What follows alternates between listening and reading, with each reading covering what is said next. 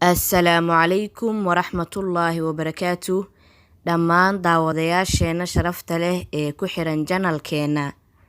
Intaa kadib waxaa bilowday dagaalkii, wuxuuna u bilowday sidan. Nin la oran jiray Aswad bin Cabdil Asad al-Makhzuumi oo ka mid ahaa ciidanka gaalada, ahaana sidiisaba nin akhlaaq xun, ayaa ka soo dhexbaxay ciidankii gaalada isagoo leh: Ilaahay waxaan kula ballamay in aan darkooda ka soo cabo, ama aan soo dumiyo, ama ka soko la igu dilo. Markii uu soo baxay ayaa waxaa u soo baxay Xamza bin Cabdilmudallib oo seef ka horgeeyey, waxayna seeftii kala goysay dhudhunka, dhabar ayuuna u soo dhacay. Markaasuu soo xamaartay isagoo doonaya inuu dhaartiisii fuliyo oo darka gaaro.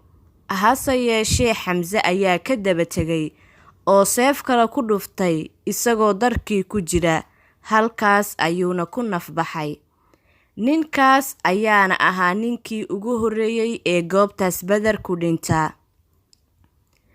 Waxaa markaas ciidankii Quraysh ka soo banbaxay 3 nin oo isku hal qoys ahaa, lana kala oran jiray Cutba binu Rabiica iyo walaalkiis Shayba binu Rabiica iyo wiilkiisii Waliid ibnu Cutba. Nimankaas oo ahaa halyeeyadii Quraysh waxay dalbadeen in 3 nin dhinaca kale ka soo banbaxaan, waxaana markaa rasuulku sallallahu calayhi wasallam u saaray 3 nin oo ansaar ah oo kala ahaa Cawf binu Xaarith iyo walaalkiis Mucaad binu Xaarith iyo Cabdillaahi ibnu Rawaaxa. Nimankii Quraysh waxay yiraahdeen iyagoo doonaya in ay ogaadaan nimanka loo soo xulay waa kuma. Markaasaa loogu jawaabay waa koox ansaar ah. Dabadeed waxay yiraahdeen, waa dad wanaagsan ee noo qalma haddana, balse waxaan doonaynaa ilmo adeerteen. Waliba nin ciidanka gaalada ka mid ah ayaa intuu qayliyay yidhi, Maxamedow noo soo saar rag noo qalma oo cideena ah.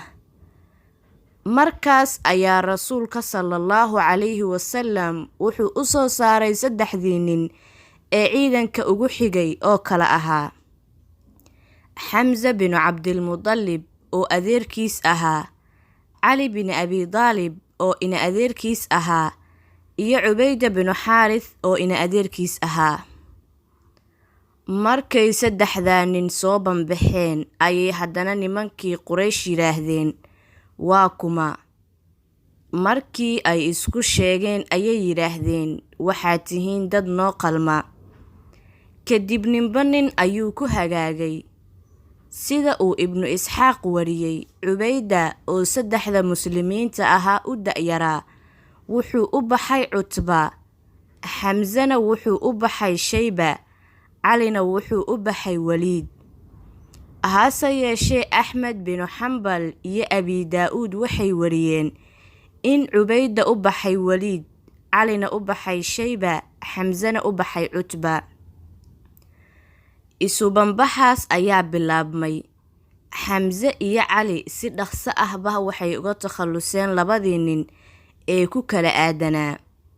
Hase yeeshee Cubayda iyo ninkii ku beegnaa waxay isdhaafsadeen 2 seefood oo 2 nabar oo halis ah ayay isku dhufteen. Xamza iyo Cali ayaa markaa u yimid oo ninkii kale israaciyey. Cubaydana soo xambaaray, hase ahaatee dhaawacaas ayuu u dhintay Cubayda 4 ama 5 beri dagaalka kadib, iyadoo ay muslimiinta jidku ku sii jiraan. Abi Darrinna wuxuu ku dhaaran jiray in arrinkaas ay ku soo degtay aayadan: هذان خصمان اختصموا في ربهم فالذين كفروا قطعت لهم ثياب من نار يصب من فوق رؤوسهم الحميم.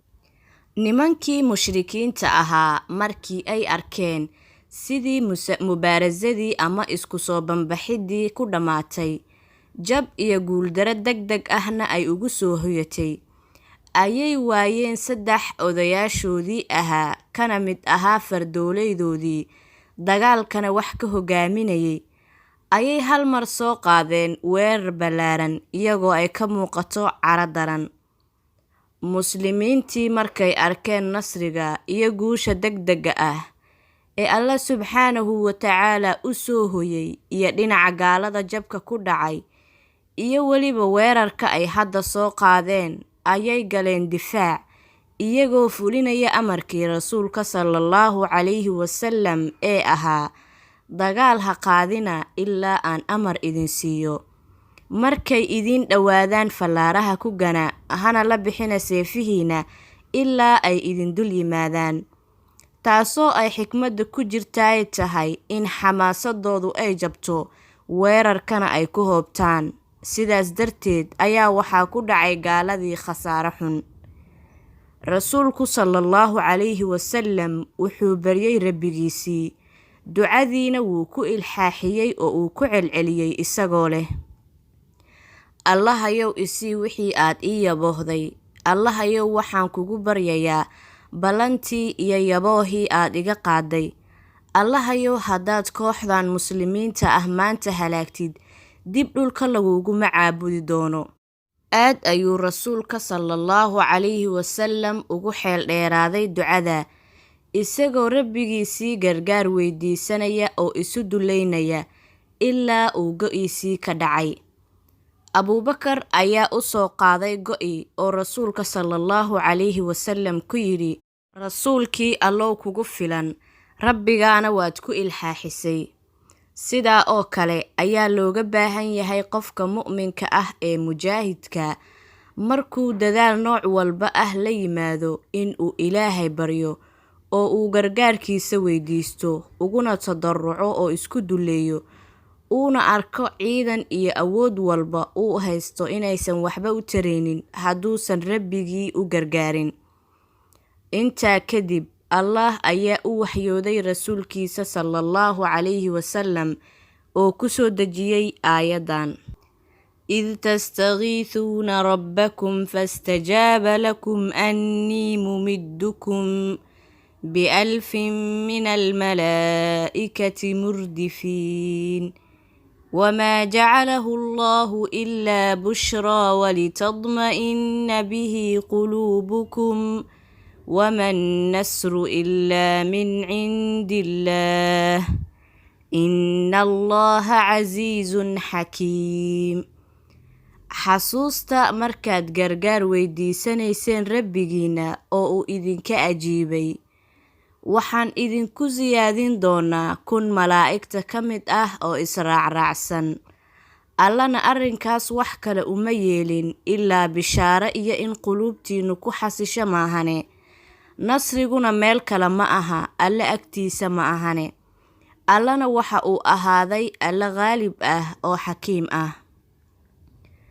Wuxuu Alle subxaanahu wa tacaala sidoo kale u waxyooday malaa'igtii oo ku yidhi aayadan: إذ يوحي ربك إلى الملائكة أني معكم فثبتوا الذين آمنوا سألقي في قلوب الذين كفروا الرعب فاضربوا فوق الأعناق واضربوا منهم كل بنان.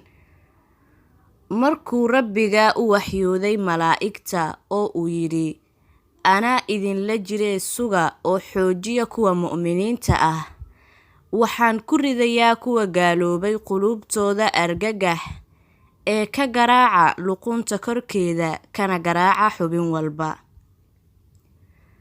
Rasuulka sallallahu calayhi wasallam wax yar ayuu markaas lulmooday, kadibna madaxa ayuu kor u soo qaaday oo samada eegay, wuxuuna yidhi: bishaaraysa Abuubakarow, waxaa kuu yimid nasrigii Ilaahay.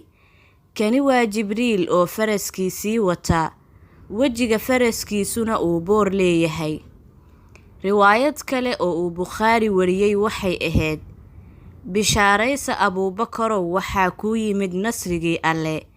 Kani waa Jibriil oo ku dhagan faraskiisa madaxiisa oo qalabkiisii dagaalka wata. Rasuulku sallallahu calayhi wasallam wuxuu ka soo baxay waabkiisii isagoo qaba cambuur bireedkiisii, wuxuuna akhrinayay aayadan: sayuhzamu ljamcu wayuwalluuna addubur. waa la jebin jamaca gaalada ama ciidanka gaalada, dabada ayayna jeedin doonaan. kadib wuxuu qaatay cantoobo ciid ah oo uu ku seyray ciidankii gaalada. ciiddii ayaa markaa allaah gaarsiiyey kulligood oo ka gashay indhaha, sanka iyo afka.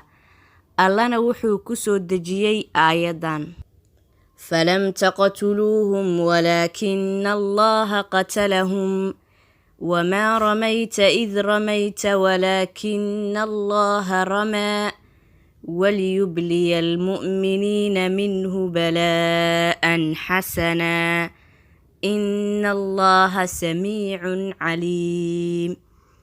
idinka ma aadan laynin gaalada ee allaah ayaa laayay, mana aadan ganin markaad ganayseen ee allaah ayaa ganay oo indhaha ka wadageliyey, si uu mu'miniinta ugu nimceeyo nimco wanaagsan. wuxuuna alla ahaaday alla wax maqla oo ku cilmi leh.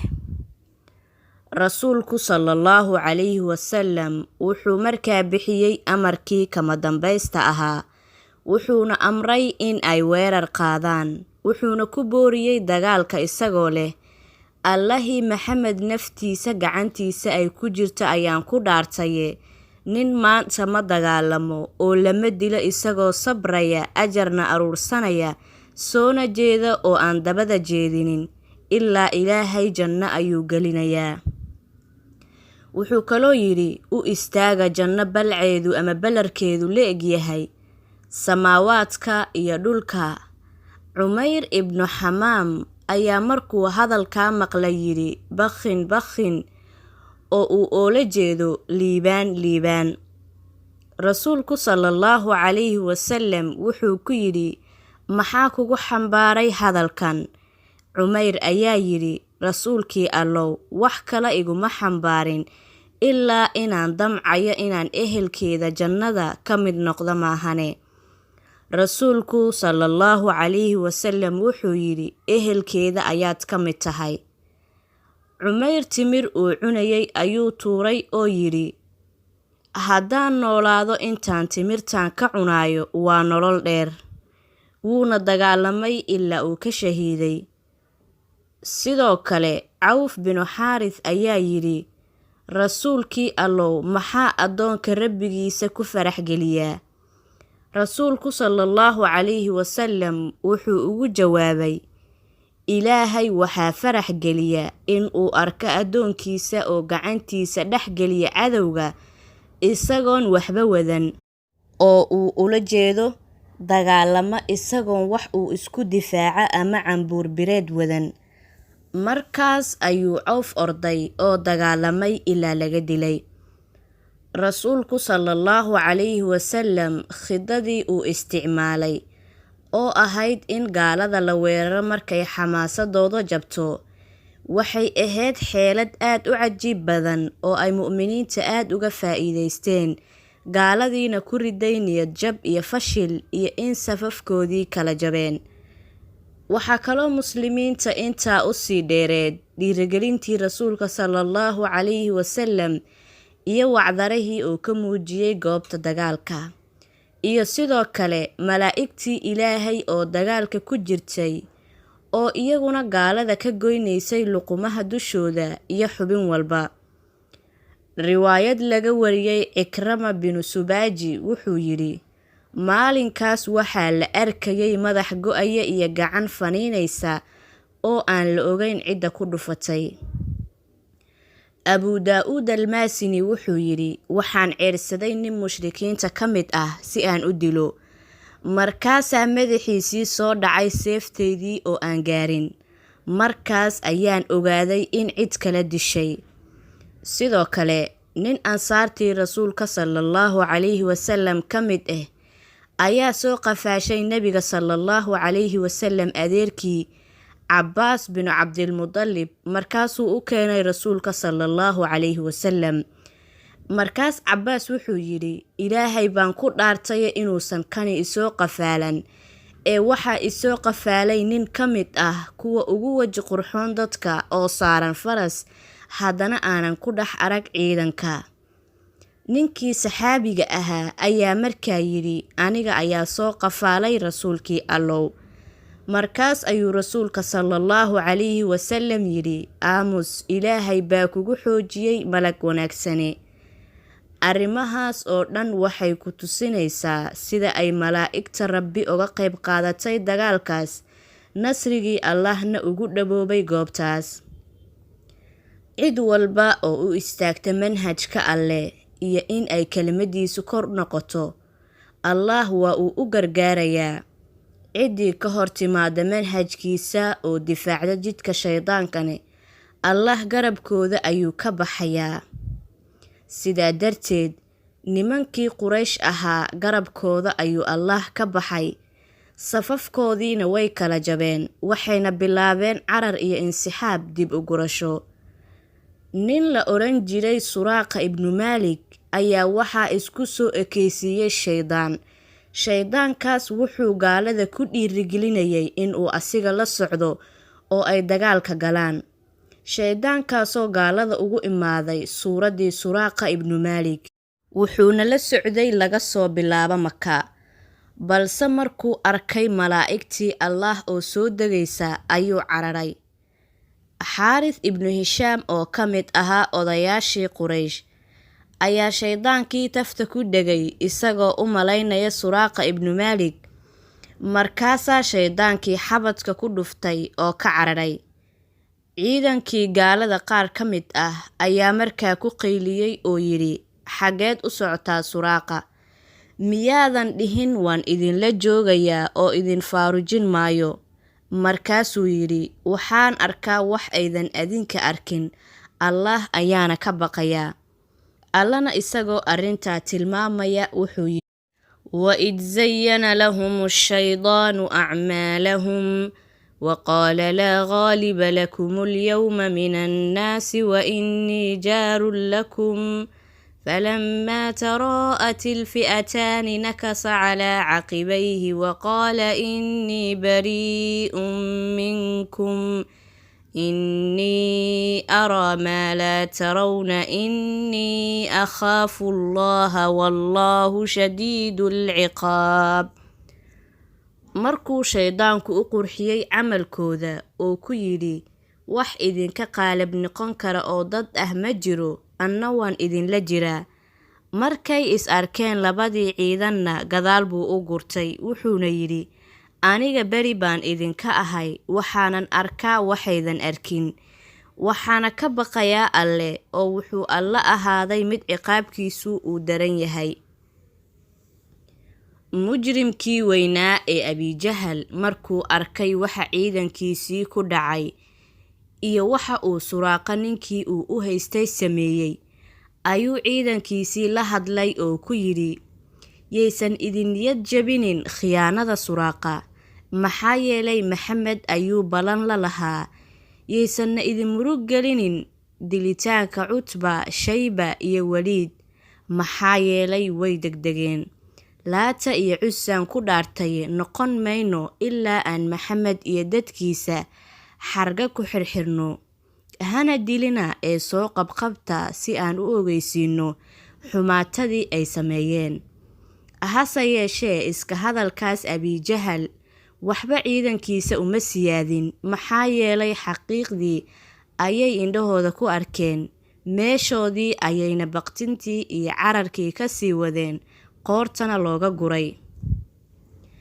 Cabdiraxmaan ibnu Cawf wuxuu yidhi, maalinkii Badar anigoo safka ku jira ayaa dhinacayga midig fiiriyey, mise waxaa jooga wiil da'yar, dhinacayga bidix ayaan haddana fiirshay, isna waxaa joogay wiil da'yar oo kii hore la eg. Markaasaan idhi, waaba anigoo aan aamin ku ahayn booska ay iga joogaan. Kadib labadii wiil midkood ayaa isagoo kii kale ka qarsanaya igu yidhi, adeer Abijahal itus. Markaasaan ku idhi, adeer maxaad ku samaynaysaa? Wuxuu yidhi, waxaa la ii sheegay inuu caayi jiray rasuulka Alle. Ilaahay ay nafsadaydu gacantiisa ku jirta baan ku dhaartaye, haddaan arko inaan isgafaynin ilaa midkayagii horeeya dhinta maahane. Markaasaan la yaabay, Kii kale ayaa isna iqanjaruuftay oo sidii kii kale igu yidhi. Muddo yar kadib waxaan arkay Abijahal oo ciidankii dhex boodaya. Markaasaan labadii wiil ku idhi, miyaydan u jeedin waa kaas saaxiibkiinnii aad i weydiinayseen? Markaas ayay hal mar isa sii daayeen oo seefihii ku boobeen ilaa ay dhulka dhigeen. Kadib labadii wiil rasuulka sallallahu calayhi wasallam ayay u yimaadeen. Wuxuu ku yidhi, kiinee dilay? Mid kasta wuxuu yidhi, aniga ayaa dilay. Rasuulku sallallahu calayhi wasallam wuxuu yidhi, ma masaxdeen seefihiinna? Waxay dhaheen maya. Markaas ayaa rasuulku sallallahu calayhi wasallam seefahoodii eegay oo ku yidhi, labadiinuba waa disheen. Dagaalka markii uu dhammaadayna hubkii Abijahal wuxuu siiyey mid ka mid ah labadoodii oo la oran jiray Ibnu Camar ibnu Jamuux. Maxaa yeelay kii kale oo la oran jiray Mucaad binu Cafraa goobtii ayuu ku shahiiday. Waan filayaa walaalaha qaaliga ah in aad ka faa'iidaysateen qaybtii 3 ee taxanaha dagaalkii Badar. La soco qaybta 4 una sheergaray asxaabtaada kale si ay uga faa'iidaystaan. Fiidiyowgan haddii aad ka heshay fadlan ha iloobin inaad like saarto. Haddii aad nagu cusub tahayna nagu soo biir.